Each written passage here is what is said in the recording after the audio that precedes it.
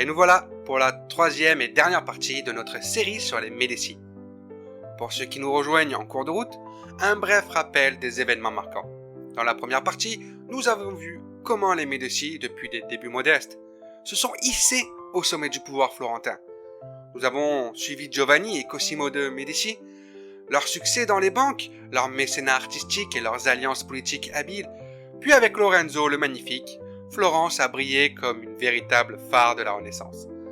Mais a aussi traversé des crises, notamment avec le complot des Pazzi. Si vous nous rejoignez sur cette troisième partie, je vous invite vivement à écouter d'abord la première partie, et quant à nous, nous repartons pour Florence pour cette dernière exploration de la fascinante famille Médicis.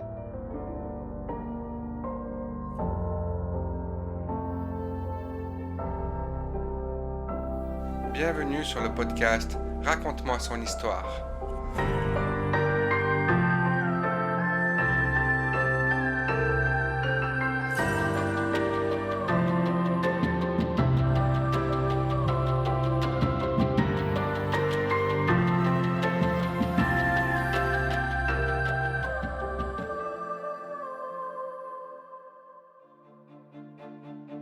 Alessandro de Médicis, le demi-frère de Catherine, accède au pouvoir à Florence en 1532, devenant le premier duc héréditaire de la ville.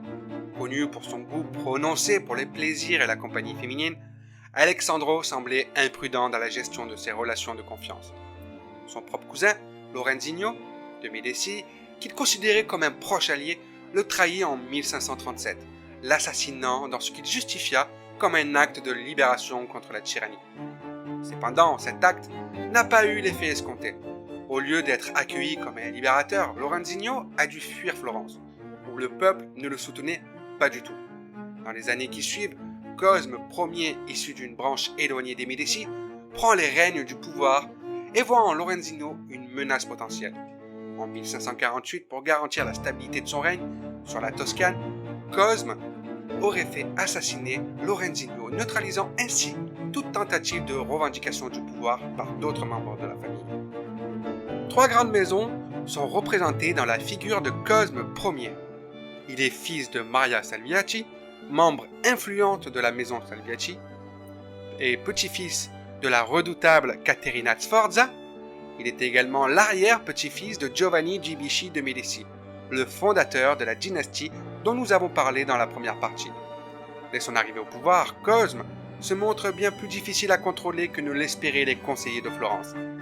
Bien que jeune, il refuse de se plier aux attentes et fait rapidement assassiner son cousin et rival, Lorenzino. Sous son autorité stricte, les riches florentins hostiles s'exilent, cherchant l'aide des États voisins et de la France, mais une bataille éclate, que Cosme finit par remporter. Pour renforcer sa position, il épouse Éléonora de Tolède, fille du vice-roi de Naples, qui est sous la domination espagnole. Il se lance également dans la conquête de la Toscane, où la bataille de Sienne laisse la ville en ruine, réduisant sa population de 40 000 à 6 000 habitants. Par la suite, Cosme négocie avec le pape Pie V, qui lui confère le titre de grand-duc de Toscane. Malgré l'opposition de certains États, dont la France et l'Angleterre, il reçoit le soutien de l'Espagne et de l'Autriche. Cependant, après la mort de sa femme Éléonora et de deux de leurs enfants, Cosme est profondément affecté. Il décide alors de transmettre le pouvoir à son fils, François Ier de Médicis, initiant une nouvelle étape pour la dynastie. Lui meurt de la goutte le 21 avril 1574. François Ier, fils de Cosme Ier de Médicis, devient grand-duc de Toscane après la mort de son père.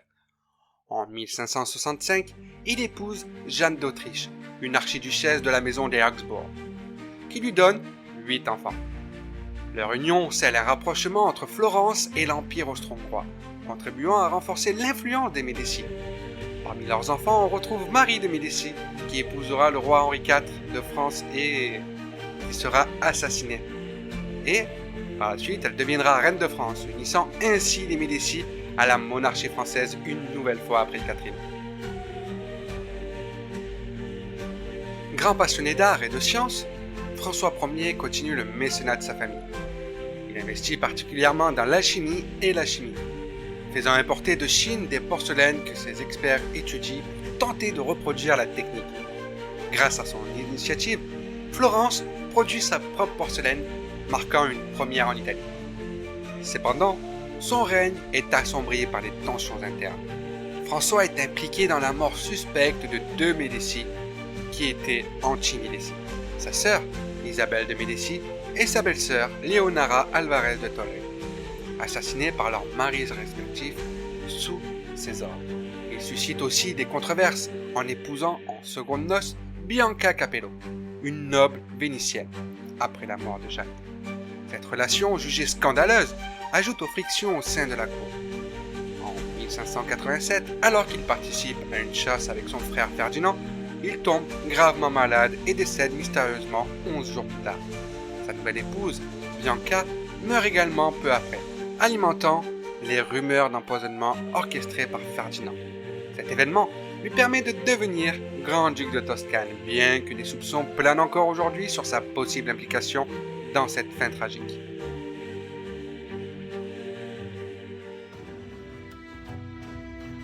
Ferdinand Ier de Médicis, malgré son accession au trône de Toscane, conserve son titre de cardinal, ce qui souligne son attachement aux valeurs religieuses qu'il a acquises dès son plus jeune âge.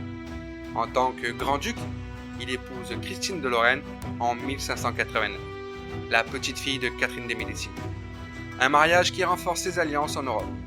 Ensemble, ils ont plusieurs enfants, dont Cosme II de Médicis, son successeur, qui prendra la relève à sa mort en 1609. Mais son règne est marqué par des réformes économiques importantes. En ouvrant le port de Livourne aux réfugiés juifs et d'autres minorités persécutées, il instaure un climat de tolérance qui contribue à la prospérité économique de la région. Il instaure également un cadre de liberté religieuse qui tient des marchands de tout le bassin méditerranéen. Diplomatiquement, Ferdinand s'est ajusté ses alliances en fonction des intérêts toscanes. Bien qu'il soutienne Henri IV de France au départ, il se rapproche ensuite de l'Espagne, particulièrement pendant la campagne de Philippe III en Algérie. Ces relations lui permettent de sécuriser la position de la Toscane au sein des puissances italiennes et européennes. Ferdinand laisse aussi un héritage culturel, par exemple avec le développement de la Villa Médicis à Rome et des projets architecturaux à Florence. Lorsqu'il meurt en 1609, il laisse un duché stable et prospère, confié à son fils Cosme II, qui hérite d'une Toscane économiquement et diplomatiquement renforcée.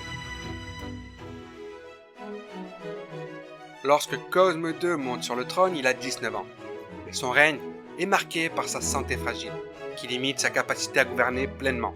Ses ministres, héritiers de la politique pragmatique de son père Ferdinand, prennent en charge de nombreuses décisions et s'efforcent à maintenir la Toscane en dehors des conflits européens.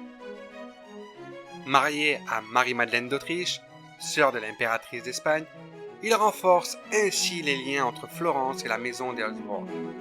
Le couple a 8 enfants, assurant ainsi la continuité de la dynastie. Cosme II se distingue également par son intérêt pour les sciences et son soutien à Galilée, qu'il protège en tant que mécène, et qu'il nomme mathématicien et philosophe de la cour. Malgré un règne relativement court, sa bienveillance envers les sciences et sa politique stable ont un impact durable sur la Toscane, qu'il laisse à son fils Ferdinand II à sa mort en 1621. Ferdinand II accède au pouvoir en 1621, mais dès son règne, les Médicis subissent un affaiblissement économique, politique et militaire. Bien qu'il évite les grandes guerres européennes et conserve la neutralité de la Toscane, cette politique de non-engagement limite les alliances extérieures et isole Florence. Ferdinand II continue le mécénat scientifique, notamment en collaborant toujours avec Galilée sur les avancées de l'astronomie et de la thermodynamique. Mais les ressources économiques s'amenuisent et les industries de Florence s'affaiblissent. Le manque d'investissement et la dépendance s'accumulent aux autres puissances, ce qui marque le début du déclin. Son successeur, Cosme III, accède au trône en 1670 et empire cette situation. Cosme III est connu pour son extrême piété et ses réformes morales, mais ses décisions se révèlent souvent rigides et peu efficaces. Il impose des lois strictes sur la moralité publique, favorisant le clergé, mais négligeant les besoins économiques de la Toscane. Les impôts augmentent, l'économie souffre et l'agriculture florentine périclite. Son règne est également marqué par des tensions religieuses, notamment en tentant d'expulser les non-catholiques. Cosme III a eu plusieurs enfants, mais aucun ne peut redresser la Toscane. Le fils de Cosme III, John Gastone, devient grand-duc en 1723, mais son règne est marqué par l'inactivité. Il met fin aux réformes morales de son père, mais son manque d'intérêt pour la politique et la gestion de l'État accélèrent la désintégration. Sans héritier direct, John Gastone est le dernier Médicis au pouvoir, et à sa mort, en 1737, la Toscane passe sous domination des Habsbourg-Lorraine, marquant ainsi la fin de la dynastie des Médicis. En conclusion, la grandeur de Florence disparaît avec les derniers Médicis, et la Toscane entre dans une ère de déclin sous les nouvelles dynasties européennes.